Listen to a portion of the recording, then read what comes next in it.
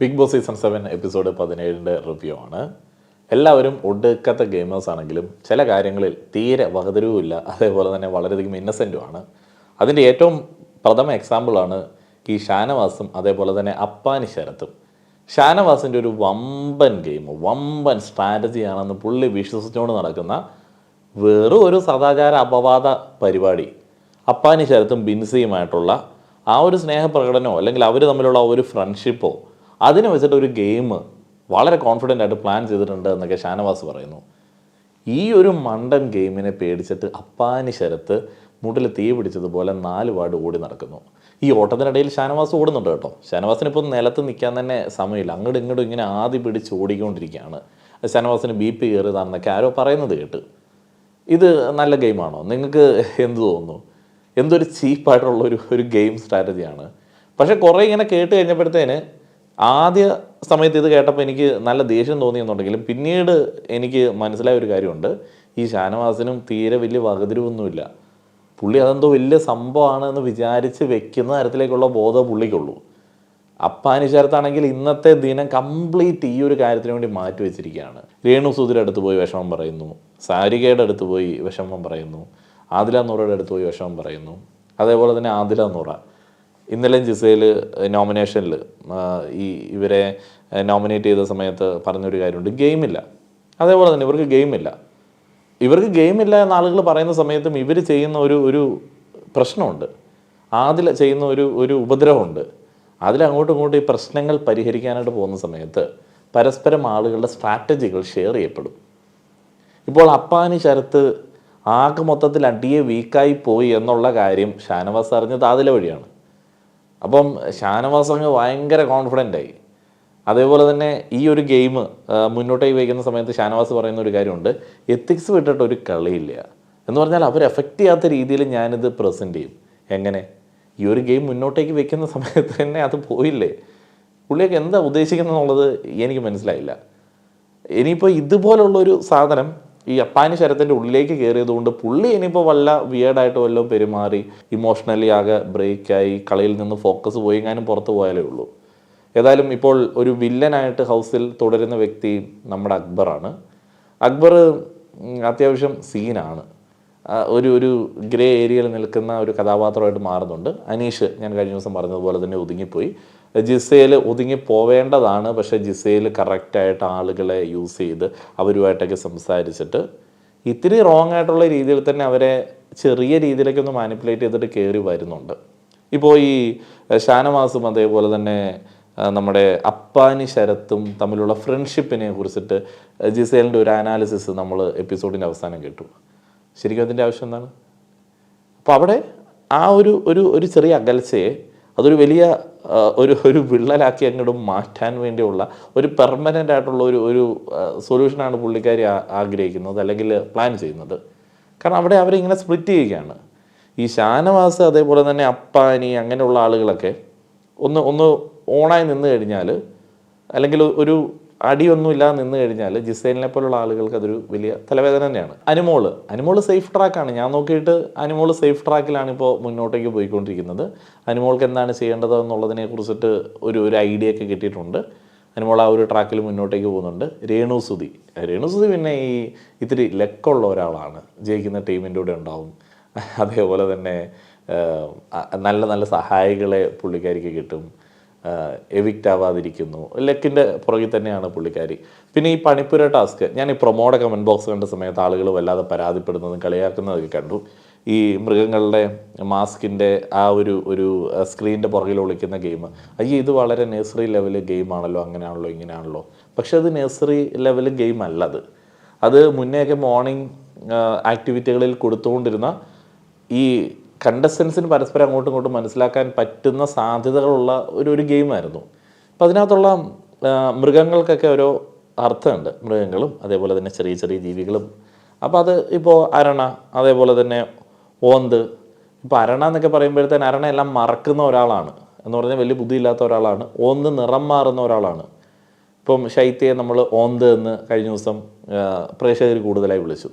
എന്താണ്? അനുമോളുടെ അടുത്തുനിന്ന് മാറി അല്ലെങ്കിൽ അനിമോൾക്കെതിരായിട്ട് ചില കാര്യങ്ങളൊക്കെ പറഞ്ഞു. ഇത് നേരത്തെ മറ്റൊരാൾക്കെതിരെ രൂക്ഷമായിട്ടുള്ള ഭാഷയിൽ ആരോപിച്ചിരുന്ന സമയത്ത് ഇപ്പോൾ അങ്ങനെയല്ല.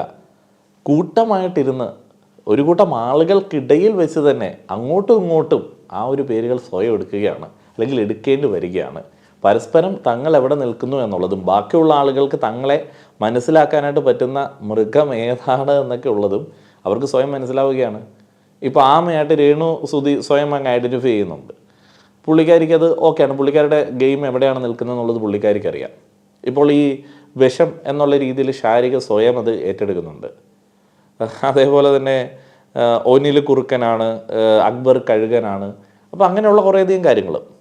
ഇനിയിപ്പോൾ നമ്മുടെ എപ്പിസോഡ് റിവ്യൂയിലേക്ക് പൂർണ്ണമായി കിടക്കുകയാണെന്നുണ്ടെങ്കിൽ കിച്ചൺ കേന്ദ്രീകരിച്ചിട്ടുള്ള അടികളേ ഉള്ളൂ ഈ സീസണിൽ മെയിനായിട്ട്. വേറെ ആശയപരമായിട്ടുള്ള പോരാട്ടങ്ങളൊന്നുമില്ല. ആശയപരമായിട്ടുള്ള പോരാട്ടങ്ങളൊക്കെ വരുമ്പോഴത്തേന് അവർ നിസ്സാരമായിട്ട് അതിനെ പരിഹരിച്ച് കളയും. എന്നാൽ ഈ ഓറഞ്ച്, ആപ്പിൾ, മുന്തിരി, അതേപോലെ തന്നെ ചപ്പാത്തി കേസിലൊക്കെ ദിവസങ്ങളോളം നീണ്ടു നിൽക്കുന്ന അടികൾ ചിലപ്പോൾ വീക്കെൻഡ് എപ്പിസോഡിലേക്ക് വരെ നീളാനായിട്ടുള്ള സാധ്യതയുണ്ട്. 31 ഓറഞ്ച് വീക്കെൻഡിൽ ലഭിച്ചതാണ്. അതിൽ 14 ബാലൻസ് കാണേണ്ടതാണ്. ബാക്കിയുള്ളത് ആളുകൾക്ക് ഓൾറെഡി വിതരണം ചെയ്തിട്ടുണ്ട്. എന്നാൽ ഇപ്പോൾ അത്ര എണ്ണമില്ല, 7 കണ്ടേ അവിടെ ഇരിപ്പുള്ളൂ. ആരെടുത്തു? ബാക്കിയുള്ള ഓറഞ്ച് എവിടെ? അപ്പോൾ തന്നെ വൻ വിഷയമായി, സംസാരമായി. ഷാനവാസ് അപ്പോൾ തന്നെ ഇതിന് മറുചോദ്യം എന്നുള്ള രീതിയിൽ ടാസ്ക് വിജയിച്ചപ്പോൾ കിട്ടിയ ആ ഒരു ബട്ടറിനെ കുറിച്ചിട്ടും ഹണിയെ കുറിച്ചിട്ടും ഒക്കെ ചോദിക്കുന്നു. ആക്ച്വലി ഷാനവാസ് അത് എടുത്തിട്ടുണ്ട്, ബാക്കിയുള്ള ആളുകൾക്ക് വിതരണം ചെയ്തിട്ടുകൂടിയുണ്ട്. എന്നാൽ ഷാനവാസ് അത് പറയുന്നില്ല. ഷാനവാസ് അപ്പോൾ മറ്റേ ഹണിയെക്കുറിച്ചിട്ടൊക്കെയുള്ള മറുചോദ്യം ചോദിക്കുകയാണ്. റെന ഫാത്തിമയ്ക്ക് ഇങ്ങനെ വീണ് കിട്ടുന്ന ചില സ്പേസുകളൊക്കെ ഉണ്ട്. റെന കഴിഞ്ഞ ദിവസം ഈ ചീസ് എടുത്ത് ചപ്പാത്തി ഉണ്ടാക്കി ആളുകൾക്ക് കൊടുത്തിരുന്നു. അപ്പോൾ ആ ഒരു കാര്യത്തിൽ റെന പെടുന്നു. റെന പെട്ടതുകൊണ്ട് റെനയ്ക്കും അവിടെ ഒരു സ്പേസ് കിട്ടുന്നുണ്ട്. ഇന്നലെ ഇന്നൊക്കെ ആയിട്ട് ഞാൻ ശ്രദ്ധിക്കുന്ന ഒരു കാര്യമാണ് ഈ ആര്യൻ്റെ ക്യാപ്റ്റൻസി ഒട്ടും പവർഫുൾ അല്ലാത്ത ഒരു ക്യാപ്റ്റൻസി ആയിട്ട് എനിക്ക് തോന്നുന്നുണ്ട്. ഇന്നലെ ഞാൻ അറിയാതെ വിചാരിച്ചു പോയി ആര്യൻ കിച്ചൺ ടീമിലെ ഒരാളാണ് എന്നുള്ളത്. കാരണം കിച്ചൺ ടീമിലുള്ള ആളുകൾ ഈവൻ അനിമോളൊക്കെ ആര്യനെ വല്ലാണ്ട് കൺട്രോൾ ചെയ്യുന്നു. ആര്യൻ എന്നാൽ വലിയ കാര്യമായിട്ട് തിരിച്ച് കൺട്രോൾ ചെയ്യാനായിട്ട് പലപ്പോഴും വരുന്നില്ല. പ്രശ്നങ്ങൾ പരിഹരിക്കാനായിട്ട് ക്യാപ്റ്റൻ എന്ന് പറയുന്ന ആ ഒരു ഡൊമിനൻറ്റ് പവർ യൂസ് ചെയ്യുന്നില്ല. ഓരോ ഇൻഡിവിജ്വൽ ആയിട്ടുള്ള ക്യാപ്റ്റന്മാർ ആര്യനെക്കാളിലും കൂടുതൽ പെർഫോമൻസ് കാഴ്ചവെച്ചുകൊണ്ടിരിക്കുകയാണ്. ഒരു വീക്കെൻഡ് എപ്പിസോഡിലെ ഉപദേശങ്ങൾക്ക് ശേഷം അനീഷ് കൂടുതൽ നന്നായിട്ടുണ്ട്. ഇവിടെ അനീഷിൻ്റെ വെറുപ്പിക്കൽ സംസാരമില്ല എന്നുള്ളതാണ് ഏറ്റവും പ്രധാനപ്പെട്ട സംഗതി. റിപ്പീറ്റ് അടിച്ച് കാര്യങ്ങളൊന്നും പറയുന്നില്ല. അനീഷ് ഷാനവാസിനോട് ഒരു ചോദ്യം ചോദിച്ചു, നീ ഓറഞ്ച് എടുത്തിട്ടുണ്ട് എന്നുള്ളത്. അപ്പോഴാണ് നമുക്ക് ക്ലിയർ ആയിട്ട് മനസ്സിലാവുന്നത്. അതിനുശേഷം അക്ബർ ഈ ഒരു സംസാരത്തിൻ്റെ ഭാഗമായിട്ട് തന്നെ ചോദിച്ചൊരു കാര്യമുണ്ട്. റെന ചോദിച്ചപ്പോഴാണല്ലോ ഷാനവാസ് എടുത്തിട്ടുണ്ട് എന്നുള്ളത് പറഞ്ഞത്, നമുക്ക് മനസ്സിലാവുന്ന രീതിയിൽ പറഞ്ഞത്. അതേപോലെ തന്നെ റെന കട്ടെടുത്തു എന്നൊക്കെ ഷാനവാസ് ആരോപിക്കുന്ന സമയത്ത് ഷാനവാസ് ചെയ്തത് എന്താണ് എന്നൊക്കെയാണ് അക്ബർ ചോദിക്കുന്നത്. അപ്പോൾ മാന്യമായിട്ടുള്ള സംസാരം വേണം എന്നൊക്കെ അക്ബർ ഷാനവാസിനോട് പറയുമ്പോൾ ഷാനവാസ് തിരിച്ചു പറയുന്നു, നീ മാന്യത പഠിപ്പിക്കാൻ വരണ്ട, നീ മാപ്പും പറഞ്ഞുകൊണ്ട് ഇപ്പോഴും നടക്കുകയല്ലേ.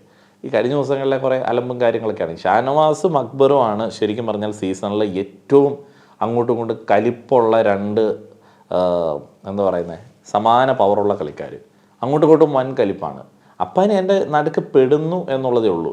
ഈ അക്ബറിനും ഷാനവാസിനും അറിയാം അപ്പാനി ഒരു അപ്പാവിയാണ് എന്നുള്ളത്. അതേപോലെ തന്നെ ഷാനവാസ് പുറമെ പറയുന്നുണ്ട് അപ്പാനിയായിട്ട് നല്ലൊരു ആത്മബന്ധമുണ്ട്, പക്ഷേ അവൻ എനിക്കെതിരെ അക്ബറുമായിട്ട് ചേർന്ന് കളിച്ചു, അതുകൊണ്ടാണ് എനിക്ക് ദേഷ്യം. അതേപോലെ തന്നെ അക്ബറിനറിയാം അപ്പാനി ഒരു നിഷ്കളങ്കനാണ് എന്നുള്ളത്. അപ്പോൾ അവരുടെ ഒരു ഗെയിമാണ്. അപ്പാനിക്കും അറിയാം ഈ അക്ബറിനോടുള്ള കലിപ്പാണ് ഷാനവാസ് തൻ്റെ അടുത്ത് എടുക്കുന്നത് എന്ന്. ഇതിന് ശേഷമാണ് എപ്പിസോഡിൽ നമ്മൾ കണ്ടത് അപ്പാനി ശരത്തു രേണു സുധിയോടൊക്കെ പോയി വിഷമങ്ങൾ പറയുന്നു. അതേപോലെ തന്നെ ആദില നൂറയൊക്കെ ഷാനവാസിനോട് സംസാരിക്കുന്നു ഈ ഒരു ഇഷ്യൂവുമായി ബന്ധപ്പെട്ട്. അപ്പോൾ ഷാനവാസിൻ്റെ ഉദ്ദേശം സിമ്പിളാണ്, അത് വർക്കായി. പേടിപ്പിച്ച് നിർത്തുക എന്നുള്ളത് ഷാനവാസിൻ്റെ ഉദ്ദേശമുള്ളൂ. പേടിച്ചു എന്നുള്ളത് ഷാനവാസ് കൃത്യമായിട്ട് മനസ്സിലാക്കി. അപ്പാനിയുടെ വീക്ക് പോയിൻ്റ് ഏതാണെന്നുള്ളത് കൃത്യമായിട്ട് ഷാനവാസ് മനസ്സിലാക്കി. പക്ഷെ അത് എത്രത്തോളം ഷാനവാസിൻ്റെ ഗെയിമിന് ഗുണം ചെയ്യും എന്നുള്ളത് അറിയില്ല. ഇതും പിടിച്ച് ഇങ്ങനെ കോൺഫിഡൻ്റ് ആയി പോയി കഴിഞ്ഞാൽ ഷാനവാസിനെ ആളുകൾക്കൊരു മതിപ്പില്ലാണ്ടാവും. അപ്പം ഷാനവാസിന് അത് വലിയ നഷ്ടം തന്നെയാണ്.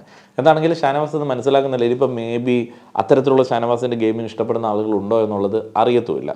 പിന്നെ അപ്പാനി ഒന്നും ഒരു വലിയ ഗെയിമറായിട്ട് മാറാത്തത് കൊണ്ട് തന്നെ ഷാനവാസ് ഈ ഇമാതിരി ഒരു ചീപ്പ് നമ്പരൊക്കെ എടുത്ത് വെച്ചിട്ട് അപ്പാനെ എടുത്ത് കളിക്കേണ്ട ആവശ്യമുണ്ടോ എന്നുള്ളതും എനിക്ക് തോന്നിയ ഒരു ഡൗട്ടാണ്. ഇവിടെ അപ്പാനെ കാണിക്കുന്ന ഒരു മണ്ടത്തരമുണ്ട്. അപ്പാനിക്ക് ഇതൊരു സാധ്യതയാണ്, പക്ഷെ അത് ഉപയോഗിക്കാനായിട്ടുള്ള ഒരു ക്രൂക്കിഡ്നെസ് അപ്പാനിക്കില്ല. കാരണം ഇത്ര നിലവാരം കുറഞ്ഞിട്ടുള്ള ഒരു ആരോപണം, അതും പുറത്തു പോയ ഒരാളെയും കൂടെ ചേർത്തിട്ട് ഫാമിലിയൊക്കെ ബാധിക്കുന്ന തരത്തിൽ എന്നൊക്കെ പറഞ്ഞ് ഷാനവാസിനെ കൃത്യമായിട്ട് കോർണർ ചെയ്യാം, ചോദ്യം ചെയ്ത് കഴിഞ്ഞാൽ ഷാനവാസ് ബ്രേക്ക് ആകും. കാരണം ഷാനവാസിനെ സപ്പോർട്ട് ചെയ്യാനായിട്ട് ഒരു മനുഷ്യരും അങ്ങടേക്ക് വരത്തില്ല. പക്ഷെ അപ്പാനി അത് ഉപയോഗിക്കുന്നില്ല. അപ്പാനിക്ക് ആകെ മൊത്തത്തിൽ പേടിയാണ്. ഇനി ഇത് പറഞ്ഞ് നെഗറ്റീവായി പോയാലോ, ഷാനവാസിൻ്റെ സദാചാര മൈൻഡ് നമുക്കറിയാമല്ലോ. ഒരു ഫ്രണ്ട്ഷിപ്പിൻ്റെ പേരിൽ കയ്യിൽ പിടിക്കുകയോ കെട്ടിപ്പിടിക്കുകയോ ഒക്കെ ചെയ്താൽ പോലും പുള്ളിക്കാരൻ വളരെ എന്താ പറയുന്നത് ഇടുങ്ങിയ ചിന്താഗതിയിലാണ് അതിനെ നോക്കിക്കാണുന്നത്. ഇപ്പം മൊത്തത്തിൽ പുള്ളിക്കൊരു ഒരു പേടിയാണ്, ഈ സദാചാര പേടികളാണ്. എന്തുകൊണ്ടാണ് എന്നുള്ളത് അറിയത്തില്ല. വന്നപ്പോൾ മുതൽ നമ്മൾ കാണുന്നതാണ്. ഒരു ഹഗ്ഗോ അല്ലെങ്കിൽ ഇപ്പോൾ റെനയുടെ ഒരു പേഴ്സണൽ ലൈഫോ ആദില നൂറയുടെ പേഴ്സണൽ ലൈഫോ ജിസേലിന് വസ്ത്രധാരണോ എല്ലാം പുള്ളിക്ക് ഭയങ്കര പ്രശ്നമാണ്. അപ്പോൾ പുള്ളിയുടെ മനസ്സിലാണ് ഇത് പർവ്വതീകരിച്ച് വെച്ചിരിക്കുന്നത്. വേറൊരാൾക്കും ഈ അപ്പാനിക്കെതിരെ പുള്ളി എടുക്കുന്ന ഗെയിം ഒരു വലിയ പ്രശ്നമല്ല. ഈ വീക്കിലൊക്കെ നമ്മൾ കാണുന്ന ഒരു പ്രധാനപ്പെട്ട ഒരു മാറ്റം, ജിസേൽ പൊതുവെ ആണുങ്ങൾക്ക്, അവിടെയുള്ള ആൺകൂട്ടങ്ങൾക്ക് വിശ്വസ്തയായിട്ടുള്ള ഒരാളായി മാറിയിട്ടുണ്ട്. ഷാനവാസിൻ്റെ പ്രശ്നങ്ങൾ എന്ന് പറയുന്നു.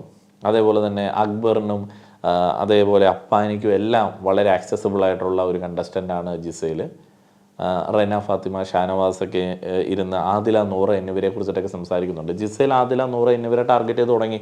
ശരിക്കും അതൊരു കിടിലൻ ഗെയിമല്ലേ?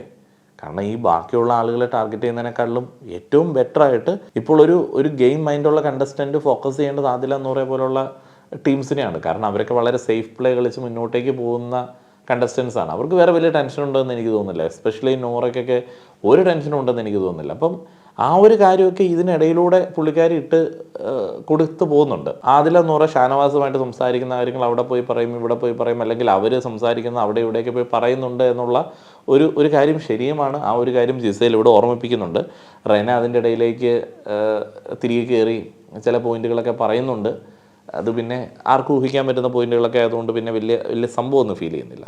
ആദിൽ അപ്പാനിയും ഷാനവാസുമായിട്ടൊരു കോംപ്രമൈസിന് വേണ്ടി ശ്രമിക്കുന്നുണ്ട്. അതിൻ്റെ ഒന്നും ഒരു ആവശ്യമില്ല. കാരണം ഇമാതിരി ഒരു ചീള് കേസിലൊക്കെ ഈ ഷാനവാസിൻ്റെ കാല് പിടിക്കേണ്ട ആവശ്യം എന്താണ്?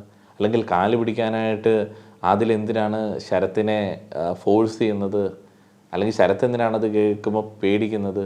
അതൊക്കെ നമ്മൾ ഓൾറെഡി പറഞ്ഞ ശരത്തിൻ്റെ ഒരു മൈൻഡ് സെറ്റും ഷാനവാസിൻ്റെ ഒരു പൊട്ടബുദ്ധിയും കാര്യങ്ങളൊക്കെ. പക്ഷേ ഷാനവാസ് കോംപ്രമൈസ് ചെയ്യാനായിട്ട് റെഡിയല്ല. ഒന്നാമത്തെ ഷാനവാസ് മനസ്സിലാക്കി അക്ബർ, അപ്പാനി എന്നിവരുടെ ആ ഒരു ഗ്രൂപ്പിലെ അപ്പാനി വീണ്. അപ്പോൾ ഇത് വെച്ച് സിമ്പിളായിട്ട് വീഴ്ത്തി. അപ്പോൾ പുള്ളി ആ ഗെയിം വിടുവോ? ഇതിന് ശേഷം പണിപ്പുര ടാസ്കിൻ്റെ ഒരു അനൗൺസ്മെൻ്റ് ആണ്. അതിന് കൂടെ തന്നെ ആ ഒരു ടാസ്ക് അവരെങ്ങനെ കംപ്ലീറ്റ് ചെയ്തു എന്നുള്ളതിനെ കുറിച്ചിട്ട് പറയാം. ഈ ആഴ്ച തേഴ്സ്ഡേ വരെ പണിപ്പുര ലോക്കായിരിക്കും. ഒരു തവണ മാത്രമേ പണിപ്പുരയിലേക്ക് കടക്കാനായിട്ട് പറ്റത്തുള്ളൂ.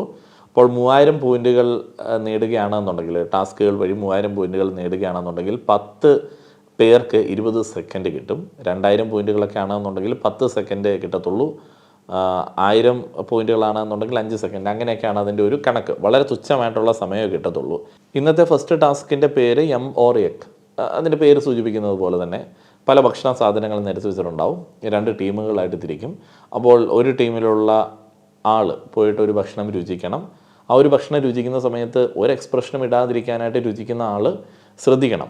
കാരണം ആ ഒരു എക്സ്പ്രഷനിൽ നിന്നിട്ട് അത് യമ്മി ആയിട്ടുള്ള ടേസ്റ്റി ആയിട്ടുള്ള ഭക്ഷണമാണോ, വായി വെക്കാൻ കൊള്ളത്തില്ലാത്ത യക് എന്ന് പറയുന്ന ആ ഒരു ഫീലുള്ള ഭക്ഷണമാണ് എന്നുള്ളത് ഓപ്പോസിറ്റ് ടീം തിരിച്ചറിയണം. ടീം 1 ഷാനവാസ്, ശരത്ത്, രേണു, സുധി, നോറ, ജിസേൽ, ബിന്നി, ഷാരിക, ഒനിൽ, ഷൈത്തി എന്നിവരൊക്കെയാണുള്ളത്.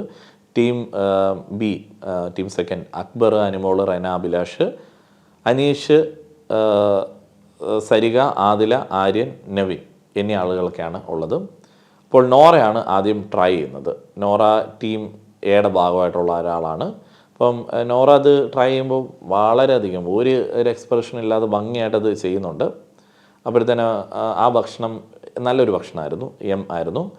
അപ്പോൾ ടീം ബി അത് യക് എന്നുള്ളതാണ് പറഞ്ഞത്. അപ്പോൾ അതുകൊണ്ട് അത് അവർക്ക് പോയിൻ്റായി കിട്ടിയില്ല. അതേപോലെ തന്നെ അപ്പാനി അവിടെ പോയിട്ട് ഒരു ജ്യൂസ് എടുത്ത് കുടിക്കുന്നുണ്ട്. ആ ജ്യൂസ് കുടിക്കുന്ന കണ്ടപ്പോൾ ആ ജ്യൂസിൻ്റെ കളർ അനുസരിച്ചിട്ടോ അവർ പ്രഡിക്റ്റ് ചെയ്തത് ശരിയായിരുന്നു, യക്കായിരുന്നു അത്. ജിസേൽ പോയൊരു ഭക്ഷണം കഴിച്ചു, അത് ഐസ്ക്രീം ആയിരുന്നു എന്ന് ഞാൻ വിചാരിക്കുന്നു. അത് വളരെ നല്ല ഭക്ഷണമായിരുന്നു. പക്ഷേ ജിസേൽ നല്ല രീതിയിൽ അത് പ്രസൻറ്റ് ചെയ്തതുകൊണ്ട് അതിലും അവർ ഫെയിലായി. എല്ലാ ആൾക്കാരുടെ കാര്യമൊന്നും ഞാൻ പറഞ്ഞില്ല, പറയുമ്പോൾ വലിയ രസമൊന്നുമില്ല. ഏതായാലും 6-2 എന്നുള്ള സ്കോർ നിലയിൽ ആ ഒരു ടാസ്ക് അവസാനിച്ചു. അപ്പോൾ ജയിച്ച ഗ്രൂപ്പിൽ നിന്നിട്ട് ഒരാളെ ഡയറക്റ്റ് പണിപ്പുരയിലേക്ക് വിടാം. അപ്പോൾ ജിസേലിനെ തിരഞ്ഞെടുക്കുകയാണ്. ആൺകൂട്ടത്തിന് പിന്നെ ഐക്യകണ്ഠേന ജിസേലാണ് ഏറ്റവും കഴിവുള്ള ഒരു സ്ത്രീരത്നം. അപ്പോൾ ജിസേലിനെ അവർ തിരഞ്ഞെടുത്തു. ഇതിനുശേഷം വീണ്ടും അപ്പാനി പോയി ജിസേലിൻ്റെയും അതേപോലെ തന്നെ ഷാനവാസിൻ്റെ ഒക്കെ ഇടയിലിരുന്ന് കാല് പിടിക്കുന്നതാണ് നമ്മൾ കാണുന്നത്. ഇതിനുശേഷം സെക്കൻഡ് ടാസ്ക് അനിമൽ മാസ്ക് എന്ന് പറയുന്ന ടാസ്ക്. ഈ ടാസ്ക്കാണ് ഞാൻ പറഞ്ഞത്. ഓരോ മൃഗങ്ങളുടെ മുഖംമൂടികൾ വെച്ചിട്ടുണ്ട്. ആ സ്ക്രീനിൽ പുറകിൽ പോയിട്ട് ഗ്രൂപ്പിലുള്ള ആളുകളിൽ പരസ്പരം തീരുമാനിച്ചിട്ട് ചേരുന്ന മൃഗത്തിൻ്റെ പുറകിൽ പോയി ആളുകൾ നിൽക്കണം. ആദ്യം തന്നെ ടീം എ വന്നു. പരസ്പരം കണ്ടസ്റ്റൻസ് അങ്ങോട്ടും ഇങ്ങോട്ടും തീരുമാനിക്കണം ഏത് മൃഗവുമായിട്ടാണ് എൻ്റെ സ്വഭാവം പെർഫോമൻസും മാച്ച് ആവുന്നത്. സ്വയമേ തിരഞ്ഞെടുക്കാനായിട്ടുള്ള ഓപ്ഷനുണ്ട്, സജസ്റ്റ് ചെയ്യാനായിട്ടുള്ള ഓപ്ഷനുണ്ട്. പക്ഷെ പെട്ടെന്ന് തീരുമാനിച്ച് പോയി നിൽക്കണം. അല്ലെങ്കിൽ പണിപ്പുര ടാസ്ക് മുന്നത്തേതുപോലെ തന്നെ ക്യാൻസലായി പോകാനായിട്ടുള്ള സാധ്യതയുണ്ട്. ശാരിക ഓൾറെഡി അങ്ങോട്ട് പാമ്പെന്ന് പറഞ്ഞു. എന്നിൽ വിഷമുണ്ട് എന്നുള്ളതാണ് ശാരിക സ്വയം അവകാശപ്പെടുന്നത്. ബിന്നി അത്ര തൃപ്തിയൊന്നുമില്ലാതെ ഈച്ചയെ അങ്ങ് സെലക്ട് ചെയ്തു. എല്ലാവരെയും ശല്യം ചെയ്യുന്ന ഒരാളാണ് ഈച്ച. പക്ഷെ ബിന്നി അങ്ങനെയാണെന്ന് ബിന്നി പറയുന്നില്ല. അപ്പാനി കാണ്ടാമൃഗത്തിൻ്റെ തോൽ സ്വയമേ എടുത്തിട്ടു. അതേപോലെ തന്നെ ഒനിൽ കുറുക്കൻ എന്നുള്ള രീതിയിൽ പറഞ്ഞു. രേണു ആമയാണെന്ന് നേരത്തെ തന്നെ തീരുമാനിച്ചു. നോറ എലി ആയിക്കോളാമെന്ന് ഉറപ്പിച്ചു. ഷാനവാസിന് സിംഹം, വെരി ഹാപ്പി. ജിസേൽ പട്ടിയാണ്, വളരെ ലോയലാണ് എന്ന് ആളുകൾ പറയുന്നു. ജിസേലും അത് സ്വീകരിക്കുന്നു. ശൈത്യ ഓന്താണ്. ഓന്ത് ശൈത്യക്ക് മാച്ചല്ല എന്നുള്ളതാണ് അവിടെയുള്ള ആളുകളൊക്കെ വിചാരിച്ചു വെച്ചിരിക്കുന്നത്. എന്നാലും പ്രേക്ഷകർക്ക് ശൈത്യയുടെ ഓന്ത് പെർഫെക്റ്റ് ആണ്. ഇതിനുശേഷം ടീം ബിയിലുള്ള ആളുകൾ വന്നിട്ട് ഗസ് ചെയ്യുകയാണ്. ഓടി വന്ന സമയത്ത് തന്നെ പല ആളുകളും അപ്പാനി ശരത്ത് പട്ടിയാണ് എന്ന് പറയുന്നു. അക്ബർ സ്നേഹം കൊണ്ട് പറയുന്നു ലോയലുള്ള ഒരാളാണല്ലോ പട്ടി, അപ്പോൾ ശരത്ത് പട്ടിയാവാനായിട്ടുള്ള സാധ്യതയുണ്ട്. കുരയ്ക്കുന്ന ഒരാളാണ്, എപ്പോഴും കുരയ്ക്കുന്ന ഒരാളാണ് ശരത്ത് എന്ന് അഭിലാഷ് പറയുന്നു. ആര്യനും അത് ശരിവയ്ക്കുന്നു. അതേപോലെ തന്നെ ആമ രേണുസുതിയാണ് എന്നുള്ളത് റെനയും സരികയും അക്ബറും ശാരിക എല്ലാവരും ഒന്നടങ്കം പറയുന്നുണ്ട്. ഒനിൽ കുറുക്കനാണ് എന്നുള്ളത് അക്ബർ പറയുന്നുണ്ട്. ശൈത്യ പാമ്പായിരിക്കാം എന്ന് അനീഷ് ഒരു ദീർഘപ്രസംഗം നടത്തുന്നുണ്ട്. പതുങ്ങിയിരുന്ന് ഇര പിടിക്കും എന്നൊക്കെ പറയുന്നുണ്ട്. അതേപോലെ തന്നെ കാണ്ടാമൃഗമായിട്ട് ഷാനവാസ് ആയിരിക്കും ഉണ്ടായിരിക്കുക എന്നുള്ളത് അനീഷ് പറയുന്നു. അതേപോലെ തന്നെ ഒനിൽ ഈച്ചയായിരിക്കാം എന്നുള്ള ഒരു ഊഹവും അവർ നടത്തുന്നുണ്ട്. ഫുഡ് ഉണ്ടാക്കുന്ന ഏരിയയിലും ബാത്റൂമിലും ഒക്കെ ഇങ്ങനെ ഓടി നടക്കുന്ന ഒരു ഈച്ചയാണ് ഒനിൽ എന്ന് ആദില പറയുന്നു. നിവിൻ പറയുന്നു സിംഹം ജിസേലാണ്. സിംഹമൊക്കെ ആക്കാൻ പറ്റിയ ഒരാളെ അവിടെ ഹൗസിലുള്ളൂ, അത് ജിസേലാണ് എന്നുള്ളതാണ് നിവിൻ്റെ അമിത ആരാധന കൊണ്ടുള്ള ഒരു വിലയിരുത്തൽ. കോൺഫിഡൻ്റ്ലി ഞങ്ങളെല്ലാം കണ്ടുപിടിച്ചു എന്നുള്ളത് ആര്യൻ അവകാശപ്പെടുന്നു. പക്ഷെ അവർ 2 പേരെ മാത്രമേ ശരിയാക്കിയിട്ടുള്ളൂ. 2 പോയിൻ്റ് അതുകൊണ്ട് കിട്ടിയിട്ടുള്ളൂ. പിന്നീട് അടുത്ത ടീം പോവുകയാണ്. അനീഷ് ഇരട്ടക്കൊമ്പനാവുന്നു, ആദില ഹൈനയാവുന്നു, സരിക കഴുതയാവുന്നു, അക്ബർ കഴുകനാവുന്നു, അനു കൊതുകാവുന്നു, റെന പൂച്ചയെ തിരഞ്ഞെടുക്കുന്നു. ആര്യൻ ക്യാപ്റ്റൻ ആയതുകൊണ്ട് തന്നെ സിംഹം ആര്യന് കിട്ടുന്നു. അഭിലാഷ് അരണയാവുന്നു, തൊട്ടാൽ വിഷമുള്ള എന്നാൽ അധികം ആളുകൾ തൊടാത്ത ഒരാളാണ് എന്നൊക്കെ പറയുന്നു. നിവിൻ കുരങ്ങനാവുന്നു. അങ്ങനെ മറ്റവർ വരികയാണ്. ഇവരെ കണ്ടുപിടിക്കാനായിട്ടുള്ള ശ്രമങ്ങൾ നടത്തുകയാണ്. എല്ലാവരും കൂട്ടമായിട്ട് അക്ബറിനെ ആദ്യവും കണ്ടുപിടിക്കുകയാണ്. കഴുകൻ അക്ബർ, ശവന്തീനി അക്ബർ എന്നൊക്കെ അവിടെ ആളുകൾ വിളിച്ച് പറയുന്നുണ്ട്. അപ്പാനി ശരത്താണെന്ന് തോന്നുന്നു ആ ഒരു ഡയലോഗ് അടിച്ചത്. ഷാനവാസും അപ്പാനി എല്ലാവരും കഴുകൻ അക്ബറാണ് എന്നുള്ളത് തീരുമാനിച്ചു. അക്ബറിനോടുള്ള ദേഷ്യമൊക്കെ ആളുകൾ അവിടെ അങ്ങോട്ട് പുറത്ത് കാണിച്ചു. ആദില ഹൈനയാണ് എന്നുള്ളത് ജിസേൽ പറഞ്ഞു. അതേപോലെ തന്നെ ക്യാപ്റ്റൻ ആര്യനാണല്ലോ, അപ്പോൾ സിംഹം ആര്യൻ തന്നെയെന്ന് ജിസേൽ പറയുന്നു. കൊതുക് റെന ആയിരിക്കാം എന്നുള്ളതാണ് ഒനിൽ പറയുന്നത്. കഴുത അനീഷ് ആയിരിക്കാം എന്നുള്ള അഭിപ്രായം വന്നു. ആൻ അഭിലാഷാണെന്നും ആളുകൾ പറഞ്ഞു. അപ്പോൾ ടീം എക്ക് 500 പോയിന്റുകൾ ലഭിച്ചു. പിന്നീട് ചെറിയ കണ്ടന്റ് ഉണ്ടാക്കൽ പരിപാടികളൊക്കെ നമ്മളവിടെ കണ്ടതാണ്. അങ്ങോട്ടും ഇങ്ങോട്ടും ഏതെങ്കിലുമൊക്കെ മൃഗമാക്കിയതിൻ്റെ ചെറിയ അസ്വാരസ്യങ്ങളും അതേപോലെ തന്നെ ചെറിയ പിണക്കങ്ങളൊക്കെ അവിടെ നമ്മൾ കണ്ടു. വീണ്ടും മറ്റേ ഷാനവാസിൻ്റെ ഡിസ്കഷനും കാര്യങ്ങളും ഒക്കെയാണ്. അല്ലാതെ വേറൊരു സംഭവമില്ല. എനിക്ക് തോന്നുന്നു ഈ വൈൽഡ് കാർഡുകളൊക്കെ വരാറായോ, അപ്പോൾ വരുവാണെന്നുണ്ടെങ്കിൽ ഒരു വെറൈറ്റി ഉണ്ടാവും. അല്ലാന്നുണ്ടെങ്കിൽ നമുക്ക് ബോറടിക്കില്ലേ? ഇവർ ഈ പണിപ്പുരെ പോയി തുണിയും മണിയും ശേഖരിക്കുന്നത് നമ്മൾ എത്ര തവണ കണ്ടുകൊണ്ടിരിക്കും. ഏതായാലും കൊള്ളാം. ലൈവൊക്കെ കാണുന്ന സുഹൃത്തുക്കൾക്ക് നിരാശയായിരുന്നായിരിക്കാം ഇന്നത്തെ എപ്പിസോഡ്. കാരണം ഇതിനിടയിലൊക്കെ കാര്യമായിട്ടുള്ള ഗ്യാപ്പ് ഉണ്ടല്ലോ. എപ്പിസോഡിൽ നമ്മൾ കാണുമ്പോഴത്തേനും അത്ര ഗ്യാപ്പൊന്നുമില്ല, നമുക്ക് ചുമ്മാ കണ്ടുവിടാം. പക്ഷേ ലൈവിലൊക്കെ ഇരിക്കുമ്പോഴത്തേനും ഇവരുടെ ഈ ലൂസ് ടോക്കിൻ്റെ ഇടയിൽ വേണം ഈ ടാസ്കിന് വേണ്ടി കാത്തിരിക്കാൻ വേണ്ടി. ഏതായാലും കൊള്ളാം. ഇനി അടുത്ത ഓണാവധേക്ക് വരുന്നുണ്ട്. അപ്പോഴത്തേക്ക് വൈൽഡ് കാർഡൊക്കെ വന്നൊന്ന് കളറാവുകയാണെന്നുണ്ടെങ്കിൽ ലൈവൊക്കെ നമുക്ക് ഏതായാലും സമയമുള്ളപ്പോൾ കാണാനായിട്ടെങ്കിലും തോന്നിയേനെ. അതിൽ നിങ്ങളുടെ അഭിപ്രായങ്ങൾ പറയുക. നന്ദി.